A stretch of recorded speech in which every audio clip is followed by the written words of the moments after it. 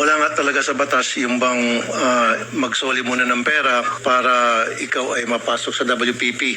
Pero kung pagbabasehan natin yung kagusto ng taong bayan, ang galit ng taong bayan, na gusto nilang magpakita yung goodwill, yung accused bago siya mapunta sa WPP, siguro mas maganda kung sundin natin yung kagusto ng taong bayan, right? Opo. Thank you, Mr. Chair. Mr. Chair, Yes, also, I would like to manifest that hindi ko alam kung nakikinig ho tayong lahat, yung sigaw ng taong bayan na libo-libo sa People Power Monument sa Luneta, hindi lang po ang pagnanakaw, they were also shouting, ibalik yung pera nila. And I believe the Secretary of Justice heard that, and I believe Malacanang heard that. Kaya nga po, dito po sa mga kontraktor, mga opisyal, isole ninyo ang pera ng taong bayan. Hindi po batas ang pinag-uusapan. Wala ho tayong pakialam sa batas.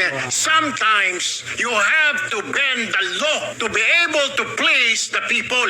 Mas mataas po ang taong bayan sa batas. Am I right, Secretary Remulla? Yes, sir. Mr. Chairman. Thank you, Anyari sa Pilipinas, yung mambabatas gusto nang maging mambubutas.